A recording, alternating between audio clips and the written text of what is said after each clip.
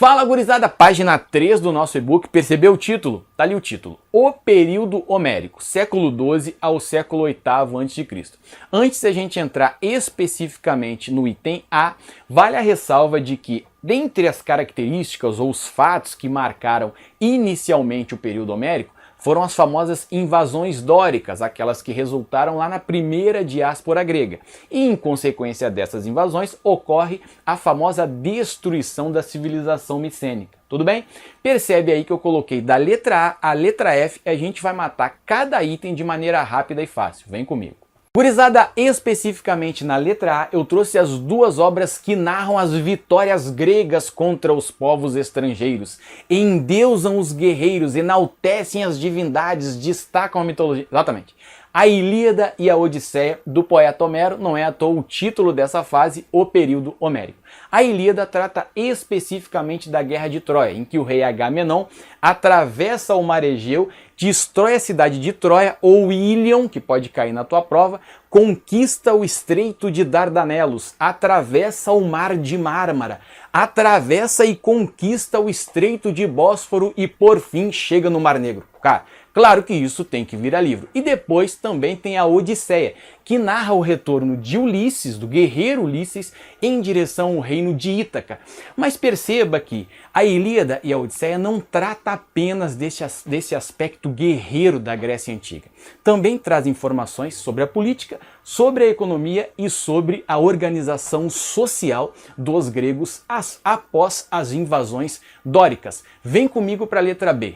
Gente, antes da gente entrar especificamente nas características, nos apontamentos acerca da letra B, a gente precisa levar em consideração que também tem um outro livro que pode cair na tua prova, que narra aspectos do mundo do trabalho dessa fase da história da Grécia Antiga.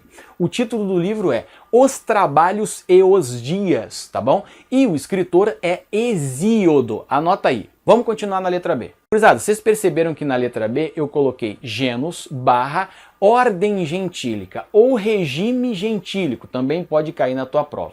Magnus, o que é isso? Gente, genus é um clã, são famílias numerosas que se unem porque acreditam que são provenientes de um ancestral comum, tá bom? Os gregos já haviam desfrutado dessa organização social antes das invasões dóricas, mas as invasões dóricas foram de tamanha envergadura em função da destruição da população local que essa organização, os genus, foram restabelecidos, tudo bem?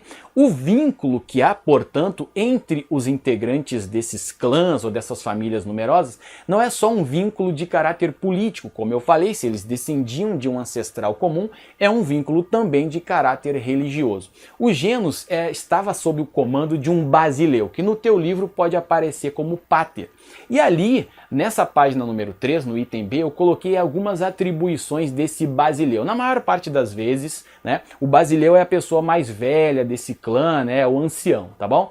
Percebe ali que eu coloquei que ele é rei, ele também é chefe militar, ele é chefe religioso, não esquece lá, né, o geno tem essa característica religiosa, e ele é o gerente das atividades comerciais. Por fim, eu coloquei ali que a economia do genro, dessa organização gentílica, é de subsistência, tá bom? Ela é uma economia também conhecida aí nos livros didáticos como autossuficiente, e o trabalho é livre e coletivo. A pessoa que se negasse a trabalhar era expulsa da família. E olha só o detalhe, os livros não permitem a gente acusar que não havia escravidão durante o período gentílico. Há escravidão, porém em menor número. Ela ocorre em função da insuficiência de uma família ou outra que aí emprega a mão de obra escrava. Mas acusar que não teve escravidão durante o período gentílico é exagero, tá? Vamos para o próximo item. Gurizada, evidentemente que os genus entrariam, esses clãs, essas famílias entrariam em inúmeros confrontos. Eu coloquei aí especificamente na letra C, isto é, os motivos da crise do sistema gentílico ou os motivos do esgotamento do regime gentílico. Dentre eles é a escassez do solo, somente 20%. Te lembra lá da nossa primeira aula, somente 20% do terreno grego é propício à agricultura. Evidente que a concentração de riquezas nas mãos de poucos vai levar ao quê? Ao aumento dos conflitos. E tem um outro agravante. A população grega, isto é, a demografia, cresce vertiginosamente. Gente, está insustentável a manutenção do sistema gentílico, daquela economia de subsistência, do trabalho livre e detalhe. Em função desses crescentes conflitos entre os grupos sociais, a Grécia agora, ou pelo menos as comunidades gentílicas, só tem uma opção. É promover o quê? A expansão, a famosa válvula de escape, que é o item D. Vem comigo. Gurizada, vocês perceberam que na letra D eu coloquei expansão pelas armas, isto é, os gregos invadiram as regiões vizinhas, regiões que depois se tornaram colônias, né? Estas colônias estão dentro do fato intitulado Segunda Diáspora Grega. A primeira diáspora foi aquela proveniente da invasão dórica e a segunda é a expansão grega, não é Império Grego, não cai nessa armadilha. As colônias gregas, inclusive, tinham independência política em relação às suas respectivas metrópoles. A dependência era muito mais de caráter econômico e tributário que propriamente político. E é evidente que essa expansão grega por regiões que eu coloquei ali do lado de colônias, pelo Mar Negro, pelo Mar de Mármara, atravessando o Estreito de Dardanelos e o Estreito de Bósforo, tá vendo aí o detalhe? E chegando no Mar Negro e até colônias no Mar Mediterrâneo. Que sem sombra de dúvida, essa expansão grega vai ter consequências, vai ter resultados, ou como os livros dizem, alguns desdobramentos, que é o nosso item E. Dá uma olhada. Gurizada, a letra E, consequências da expansão grega. Dá uma olhada aí no mapinha. Estes desdobramentos da segunda diáspora grega consistem basicamente em algumas transformações.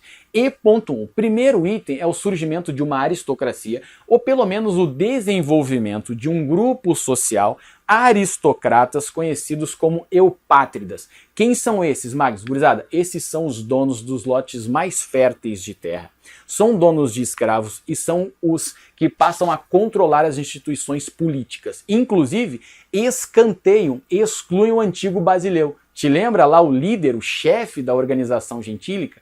Esse, com a emergência, com o surgimento, ou até mesmo com o fortalecimento dos eupátridas, passa a ser escanteado, passa a ser excluído, perde as suas atribuições políticas, tá bom? E as famílias que perdem suas terras, que é o E.2, são os tetas ou os tetás. Ou não perdem apenas, aliás, não perdem apenas posses, não perdem apenas terras, perdem também direitos políticos, tá bom? E.3, expansão do comércio grego em 750 a.C., gurizada. Percebeu aí as áreas de abrangência, as rotas comerciais dos gregos em 750 a.C., durante essa expansão? Olha só os territórios. Pegou o norte da África, pegou a região da Magna Grécia, pegou todo o litoral do Mar Negro, pegou o litoral da Turquia, todo o Mar Egeu, pegou a ilha da Sicília, isto é inevitável a criação de uma moeda para regular as atividades comerciais. Daí surge o dracma, que é a moeda grega, né, clássica e tal, que está aí nos livros didáticos. Evidente que o comércio cresce, o artesanato cresce e a agricultura segue sendo soberana, tá bom? Essa expansão grega, gurizada, que começa por volta de 750 a.C. e dura mais de 2 séculos, foi contida por fenícios e etruscos. Os gregos não estavam sozinhos no mar Mediterrâneo, não disputavam terreno sozinhos. Essa mesma expansão vai alterar a mão de obra que sustenta a Grécia. Agora não dá mais para ter pouco escravo, como era lá na comunidade gentílica. O escravo torna-se muito atraente nessas rotas de comércio. Diga-se de passagem, é o escravo que vai sustentar algumas cidades gregas. Quais cidades gregas, Magos? Calma, vem comigo para a página 4. Valeu!